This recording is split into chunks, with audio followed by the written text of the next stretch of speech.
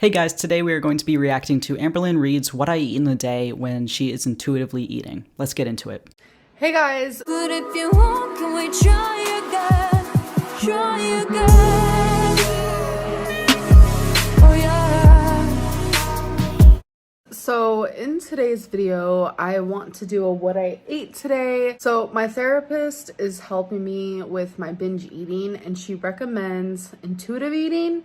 So I am going to intuitively eat today. I am filming this intro at the end of the night, and everything I ate today was very intuitive and I was like listening to my body. So intuitive eating is great, but you need to know what intuitive eating is. I find a lot of people think intuitive eating is just shoveling food into your face, eating what you really are craving, eating everything that you want, anytime you want, and that's not what intuitive eating is. Intuitive eating is listening to your body, listening to its hunger cues and fullness cues, stopping when you're full, and eating again when you're actually physically hungry. So let's see if Amberlynn does that. Okay, you guys, so I am eating the first thing that I will be eating today, and that is literally just a diet soda. And I'll even post a screenshot here of my order because this is literally all I ordered. So she's just having a diet soda for breakfast. And on top of that, it's a $15 diet soda. Who does that? Who buys a $15 diet soda? I'm sure this included delivery, but who would just order a diet soda for delivery and pay $15 for that? I won't even pay $2 for a soda. I'm paying $1 at most, okay? Trust me, I wanted a breakfast burrito from McDonald's, and I also wanted one of their hash browns, but I was like, I'll probably regret it if I do that. So I got Diet Coke. I spent $15 for this. I'm glad that she's listening to her body and not just her mind, because she knows that if she buys more food, she's going to eat it and her body isn't going to feel good, because eating greasy, fatty, fast food doesn't fuel your body in the same way that something made at home will. I will say that she could be eating something else for breakfast. She doesn't have to eat nothing entirely. She could be eating a couple of eggs, maybe some toast, avocado, whatever you want.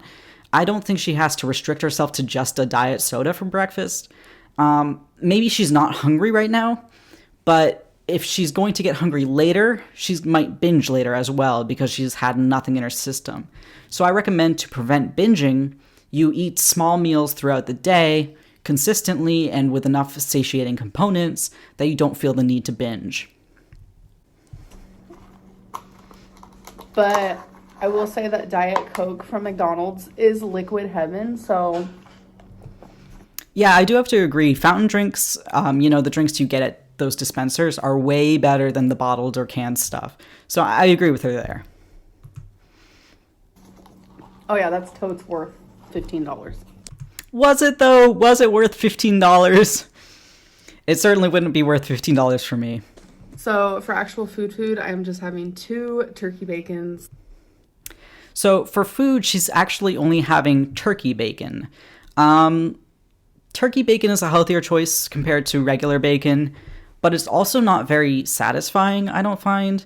It's really just 2 wafer-thin crisps of meat, and that's not going to hold you over. It might satisfy some salt cravings you have, it might satisfy some meaty cravings you have, but it's not going to keep you full for a very long time, and I think if you're trying to stop binging, that's a mistake. And I'm actually currently doing some scrapbooking. I recently have become obsessed, and I really want to show you guys like some of my scrapbooking stuff. So if you guys are like interested in that, let me know in the comments below, but I'll probably show you guys regardless. So okay, I actually like that she's talking about her hobbies here, because this brings up a whole new opportunity of what we can talk about. Because hobbies are a huge part of overcoming eating disorders. Specifically binge eating, you need a hobby to replace your binge eating habits. And if scrapbooking is something that prevents her from binge eating or reaching to food for comfort, I think that's amazing. okay, you guys, so I ordered Indian food. So I wanted to show you what I ordered. I ordered 2 different types of chickens because I wasn't sure if I like them or not. I usually get tikka masala, but I wanted to try something different. So I got chicken vindaloo. Oh, chicken vindaloo is so good. If you haven't tried chicken vindaloo, you have not lived. It's so good. Hopefully I'm not pronouncing that wrong. So I'm gonna try a little bit of that. And then I got another kind of chicken. I forget what it's called, honestly, but that's what it looks like.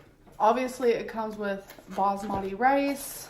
I also got some samosas, which is just like potato, peas, and like Indian seasoning, and garlic naan. Okay, so she's got a lot of food here, and I'm concerned that she's going to binge on it because she has two types of chicken, rice, and breads of certain varieties, and I just think there's so much food here that it might tempt her to binge. I'm really hoping that she creates a small plate for herself and doesn't go back for seconds. I'm hoping that she just creates a plate that will satisfy her, both mentally and physically, and then she won't feel the need to go back and eat more. Which looks like that. So I'm actually gonna plate up my food, and then I figured we should do a taste test because I've never tried these Indian dishes before. Okay, so I'm actually gonna try the chicken before I plate it because it's like, what if I don't like it? And what if I prefer one over the other? So, okay, so here we go.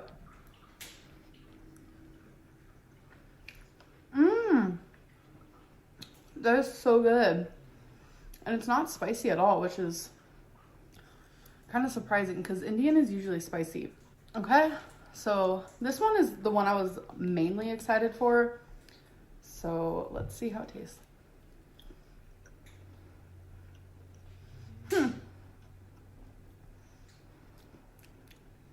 I like it. It's good. You know, something I noticed about Indian food, I feel like a lot of it kind of tastes the same in a weird way.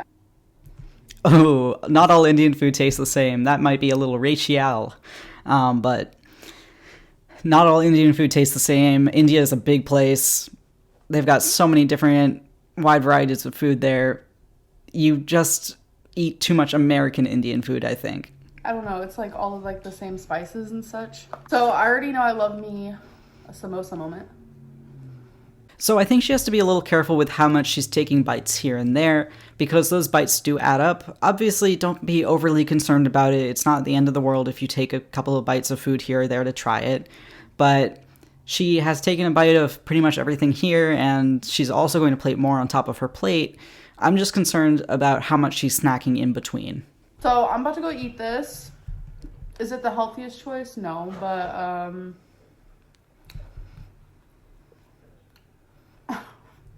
Okay, so what's going on with her girlfriend? I know she got a new girlfriend.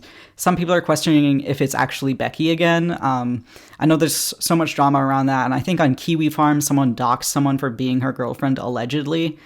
Anyway, what's going on with that? I'm interested to know your opinion. Leave it below. I'm just gonna wash my portions. Wash. I said wash. So I'm glad that she's going to watch her portions because she does recognize that this is not the healthiest meal. I think portion watching is important, especially when you're on an intuitive eating diet. You can fill up a huge plate and eat all of it and then say, I'm full. Or you could fill up a very small plate, eat some of it, and say, yeah, I think I'm actually full and I don't need any more. So I think minding your portions is a huge part of intuitive eating. Okay, you guys, so it is time for dinner. I barely ate any of my Indian. Let me redo that. I barely ate any of my Indian, as you can see. Wow, she actually didn't eat that much of her Indian food. I'm actually quite surprised by that. I was expecting her to eat like the whole thing, but clearly she didn't, and I'm really proud of her for that. I think that's a step in the right direction. Just knowing when you're full, knowing when you need to stop eating is really important. So I'm glad she did that. It was okay, but I'm trying to really focus when I'm full, stop eating. And I think she's doing a great job with that. I think that she is stopping when she's full. Clearly she didn't overindulge herself with lunch, and that's pretty good. So I'm pretty sure this is restaurant edition to this What I Ate Today video because I ordered food again. So I got a salad. This is a place called Core Life. So I just built my own bowl. I have cabbage, a Thai chicken, some carrots, scallions. There's like a rice noodle, hard-boiled egg. Did I say that already? And then it comes with a cashew Thai dressing. I have never... Okay, so this looks really satiating, and I would totally be satisfied eating that salad. There are a couple of components that are more calorie dense, but I don't think it matters in Amberlynn's case. So yeah, overall, it looks like a great meal, and I think it's going to keep her full. I think the more volume she eats from all of the lettuce and the cabbage, the more full she's going to be, which is going to send those hunger signals right to her brain, telling her to stop, which makes intuitive eating easier. Never tried it before, so let's do a taste test. You know how I am. Smells good. All right, now we mix it. I forgot, I also got some sweet potato to put on top. I've seen people have sweet potato with their salads before, and I'm just like, that looks so good, so I wanted to try it. All right, moment of truth. No. Oh my God, this is so good, look. I'm glad Amberlynn is finding ways to eat that satisfies her, because clearly she likes this meal a lot and is actually fairly healthy. So it tells me that she does have the capability to find foods that she can add into her diet that give her a little bit of a healthier boost to the day.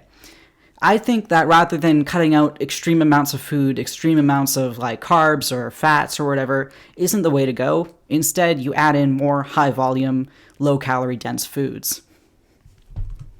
So I'm here to end the video. I do want to say, like, the whole intuitive eating, I feel like gives me a really big excuse to order food, and I don't really like that because it's like my intuition is like, order food, it's okay. But when I'm counting calories, I definitely don't order food as much. I totally get where she's coming from. Like, when you intuitively eat, you might think that there are more excuses to eat what you want to eat rather than what you need to eat to survive. I think that her eating out this day is okay because she actually ate fairly healthy meals. Obviously, the Diet Coke with the bacon probably wasn't the best meal, but honestly, the Indian food and definitely the salad were both healthiest choices. I think that they were totally fine, and if she fits those into her diet, that's totally okay, as long as she's not overindulging herself. I really need to figure out if intuitive eating is right for me or just like sticking to 1,500 calories, because this is like not just about my binge eating, but it's about weight loss. I think this is a common question, like, should I intuitively eat or should I track calories? And it definitely comes down to a person-to-person basis. I think the most important thing is what's going to be helpful and what's going to be harmful. I think that if you find using calories as this number-based system to be really stressful or unmanageable or triggers your eating disorder, obviously go the intuitive eating route. However, if you are okay with all of the numbers, I think calorie tracking will give you better results, more sustainable results, more long-term results, basically more stable results because you know exactly what you're putting in your body. Okay, so that's basically the end of the video. I think the last point she has is that she really wants to lose this weight, and she's motivated to lose the weight, which makes her think she should do calorie counting instead. And I think I would agree with that statement. I think she needs to kind of track a little bit of her calories, but she can also add intuitive eating throughout the day. I don't think it has to be one or the other. So sorry the sun has been in my face the entire video, but it's just when I'm recording it. It's like 4 o'clock in the afternoon in winter time, so the sun's coming in. I'm so sorry about that. But anyway, that's all I have for you today. If you liked the video, drop a like. If you have any comments or concerns about Amberlynn Reid, please drop them below, and I will see you in the next video.